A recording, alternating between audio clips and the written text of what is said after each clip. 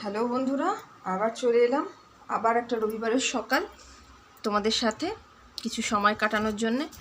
তো কাজ করতে করতেই গল্প করি, কারণ বহুদিন পর, মানে এখন রেগুলার তো আসতে পারি না, তাই বহুদিন পরই এলাম তোমাদের সাথে কিছু কথা শেয়ার করতে। তো সত্যি আমরা বোধহয় কলিযুগের শেষ পর্যায়ে, সত্যি আমরা বোধহয় ধ্বংসের দোরগোড়াতেই দাঁড়িয়ে আছি। কেন বলছি? কারণ আমি যেখানে থাকি, মানে বাঁকুড়ার একটু গ্রাম সাইড, এটা পাশাপাশি আরও অনেক গ্রাম আছে। তো গত সপ্তাহে একটি ঘটনা ঘটেছে, যেটা শুনলে তোমাদেরও বোধহয় হৃদয় কেঁপে উঠবে। অভাবনীয় ঘটনা, সেটাই আজকে তোমাদের সাথে শেয়ার করবো বলে এলাম। তো ঘটনাটা এরকম, এই সাইডে তো মানে আমি যে পোর্শনটায় থাকি ওই পোর্শনে নিম্ন মধ্যবিত্তের সংখ্যাটা একটু বেশি। তো সেরকমই একটি পরিবারের আর কি ঘটনা। আমাদের এইখানে, তোমরা যারা বাঁকুড়ায় আছো তারা নিশ্চয়ই জানো যে বগা ভূতশহর বলে দুটি গ্রাম আছে পাশাপাশি। ছোট গ্রাম, খুব একটা যে বর্ধিষ্ণু এমনটাও নয়। তো ওই গ্রামে বেশিরভাগই হচ্ছে ওই কুলি মজুর শ্রেণী, খেটে খাওয়া প্রাণ। অল্প কিছু মানুষের চাষাবাদ আছে,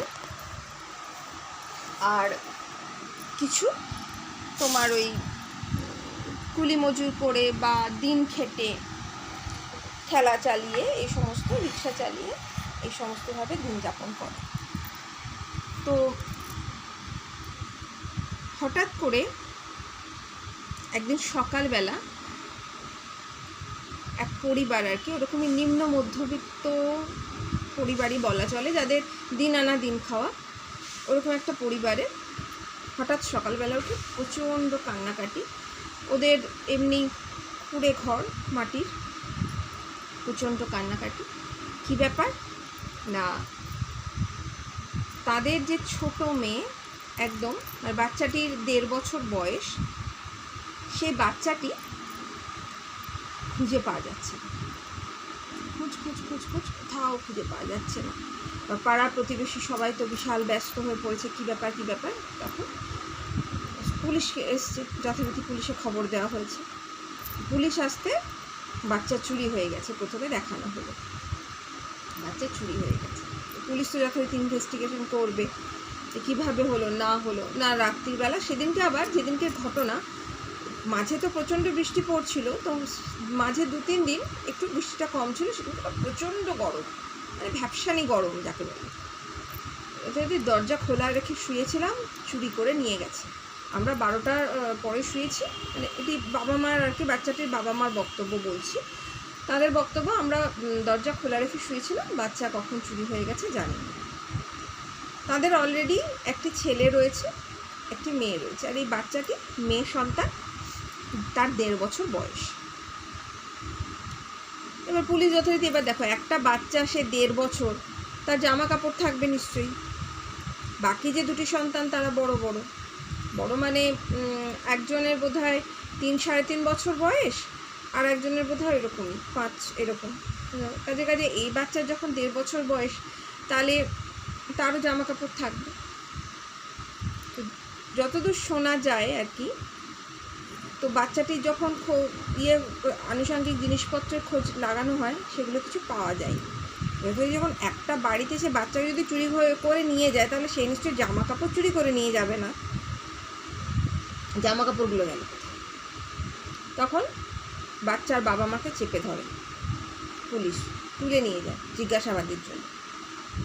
তুলে নিয়ে যেতেই তখন মানে গিয়ে প্রেশার দিতে, প্রথমে বাচ্চার বাবা বলে যে বাচ্চাটিকে আমরাই বিক্রি করে দিয়েছি। এবার কোথায় বিক্রি করছিস? তাহলে যদি বিক্রি করে, তাহলে নিশ্চয়ই সে লোক চেনা, আগে থেকে নিশ্চয়ই তার সাথে যোগাযোগ হয়েছে। কারণ গরিব পরিবার, বেশিরভাগ গরিব পরিবারে দেখা যায় কি, এরা কন্ট্রোল করতে পারে না, একাধিক বাচ্চা জন্মায়, দিয়ে বাচ্চার পরে আর তাদেরকে খাওয়ানোর ক্ষমতা থাকে না, তাহলে কোথায় বিক্রি করেছিস সেটাও বলতে পারে না। তারপরে যখন তাকে প্রচণ্ড চাপ দেওয়ার পরে যখন তার নার্কোটিক টেস্ট হয়, তখন সে স্বীকার করে সে নিজে হাতে বাচ্চাকে মেরেছে, কুপিয়ে মেরেছে। ভাবো, কুপিয়ে মেরে তাকে বস্তাবন্দি করে নদীর পাড়ে একটা ইঁট চাপা দিয়ে সেখানে রেখে দিয়ে এসছে। দিয়ে পুলিশ কুকুর নিয়ে যাওয়া হয়, নিয়ে গিয়ে বাচ্চার দেহাংশবশেষ পাওয়া যায়। তো সে কারণেই আমি ভিডিওর প্রথমে বললাম যে আমরা বোধহয় কলিযুগের দোরগোড়ায় দাঁড়িয়ে। কি করে পারলো নিজেদের সন্তান, একটা প্রাণকে এইভাবে হত্যা করতে? খাওয়ানোর যদি ক্ষমতা না থাকতো, কত নিঃসন্তান বলো তো দম্পতি আছে যারা বাচ্চার জন্যে চিকিৎসা করছে, ঠাকুরের দরজায় দরজায় ঘুরছে, ভগবানের দরজায় যাতে ভগবানের আশীর্বাদ করে, তারা একটু বাচ্চার সন্তানের মুখ দেখে, আর এরা সন্তানকে কুপিয়ে খুন করে দিচ্ছে। বাবা মা বলা যায় না, রাক্ষস বলা চলে।